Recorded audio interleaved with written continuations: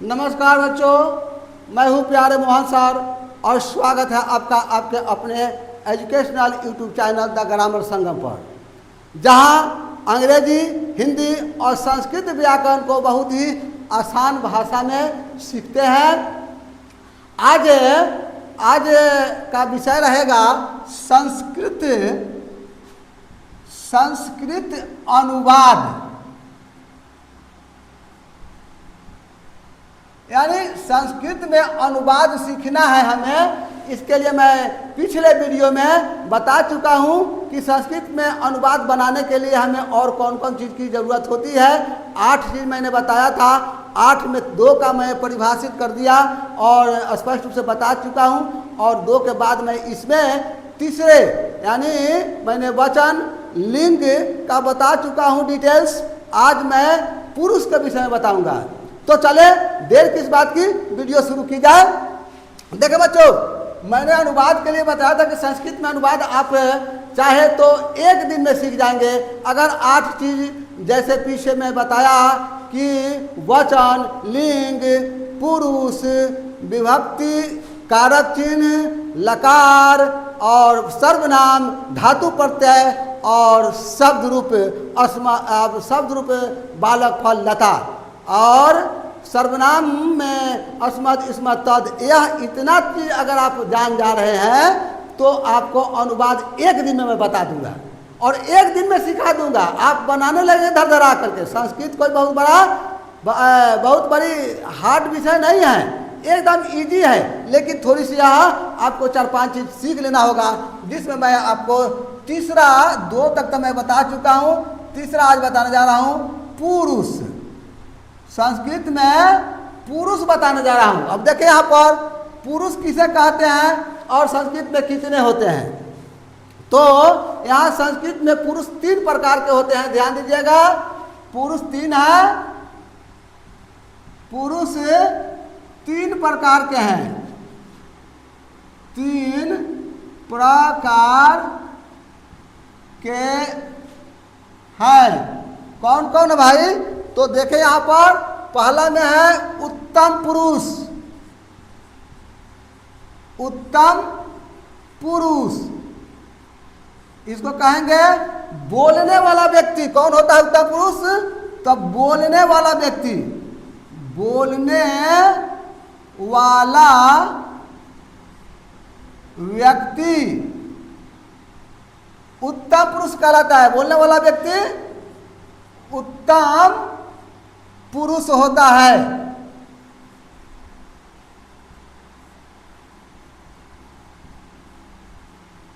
अब यथा देख लीजिए कौन होता है। यथा अहम, अहम माने मैं, आवाम मीन्स हम दोनों, वयम, वयम मीन्स हम लोग। यह तीनों पुरुष, यह उत्तम पुरुष का हुआ। उत्तम पुरुष में बोलने वाला व्यक्ति जो होता है वह उत्तम पुरुष कहलाता है। और यथा में करेंगे तो आम, अवाम, वयम, हम लोग, मैं, हम दोनों और हम लोग, यही आपका उत्तम पुरुष का हुआ। तो चले अब मध्यम पुरुष देखें। मध्यम पुरुष दूसरा नंबर है, दूसरा मध्यम पुरुष। मध्यम पुरुष यहां देख लीजिए मध्यम पुरुष। क्या आप इसको नोट कर लिए? डिलीट कर दूं? ओके ठीक है। चलिए आपने बोला, चलो देखिए अब मध्यम पुरुष में क्या होता है।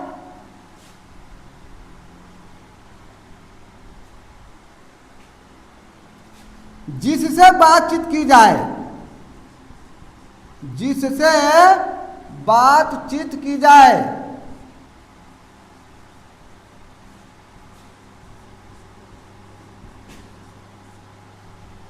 उसे मध्यम पुरुष कहते हैं।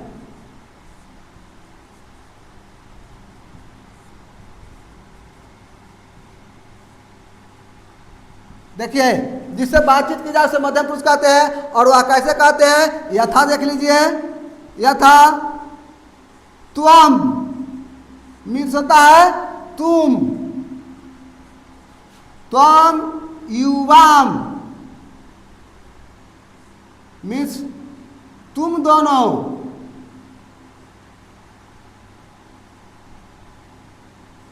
और यूयम मीन्स तुम लोग। अब देखें, यही तीनों जो है, क्योंकि यहाँ जो बता रहे हैं मैं तीन ही वचन होता है, एक वचन, द्विवचन, बहुवचन। या तो कोई एक व्यक्ति होगा, या दो व्यक्ति होगा, या दो से अधिक व्यक्ति होगा, तो बहुवचन हो गया। तो इसलिए यहाँ बता दिया त्वम तुम, युवाम तुम दोनों, और युवाम तुम लोग। यह मध्यम पुरुष का हुआ। अब आप इसे अन्य पुरुष में देखें तो इसे क्या मिटा दूं? ओके, ठीक।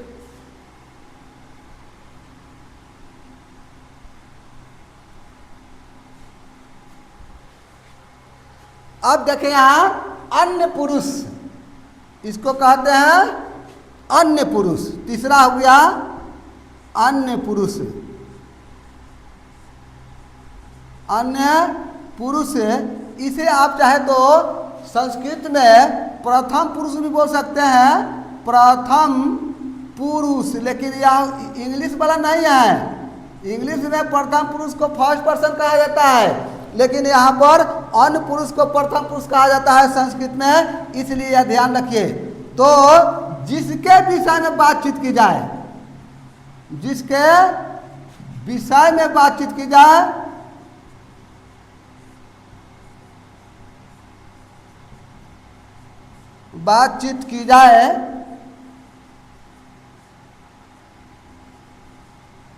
जिसके विषय में बातचीत की जाए उसे अन्य पुरुष कहते हैं। यथा में कैसे देखेंगे? तो सह, तऊ ते, सह तऊ ते। सह माने वह एक के लिए, अतऊ माने वे दोनों, अते माने वे लोग। इस तरह से यह पुरुष हुआ। आप इसे नोट करें, ठीक है?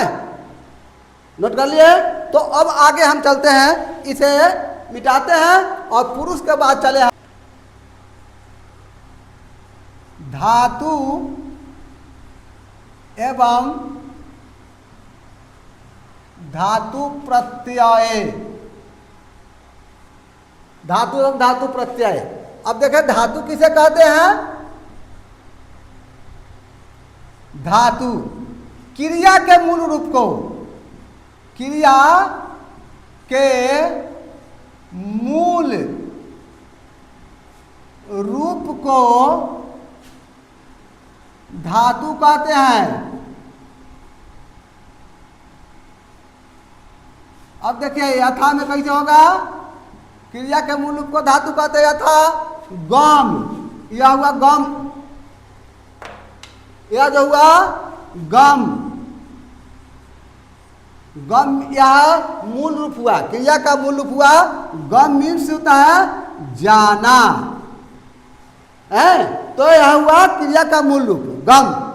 और उसी तरह से पठ, यह पठ जो है क्रिया के मूल रूप। इसमें सब में हलंत लगा होता है, क्योंकि इसमें से अ हटा रहता है ना। तो पठ, पठ मीन्स पढ़ना। वद, यहां देखें वद, यहां भी हलंत लगा दीजिए। वद मीन्स बोलना। तो इस तरह से आप देख रहे हैं कि यह धातु हुआ, क्रिया का यह मूल रूप है। अब क्रिया का मूल रूप हुआ धातु। अब देखें यहाँ धातु प्रत्यय किसे कहते हैं, तो आप इसको देख ले, मिला ले, ठीक है? ओके, डिलीट करें। चलिए,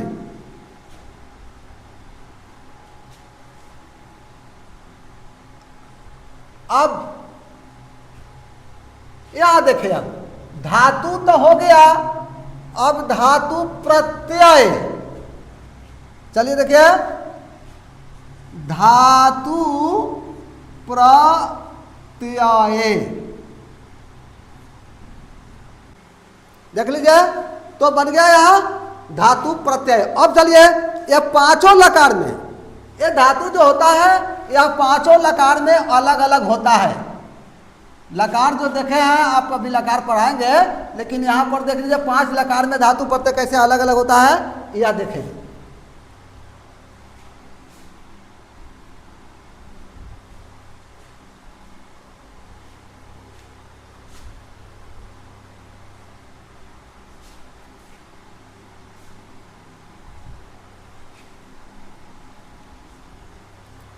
पांच लकार में धातु प्रत्यय अलग अलग होता है, या कैसे होता है इस पर ध्यान दीजिए। लट लकार, लट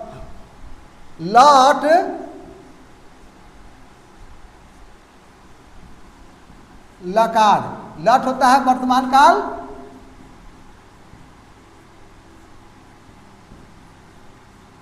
लट लकार का धातु प्रत्यय देखिए, यहां एक वचन दे दीजिए, द्विवचन और बहुवचन। यहां देख लीजिए, प्रथम पुरुष, प्रथम पुरुष लगेगा ती, तह, अंति। अब मध्यम पुरुष में देखिए,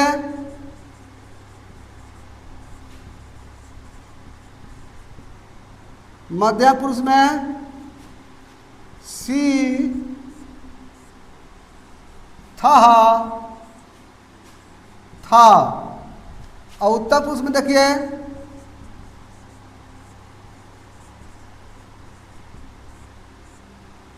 आमी, आवह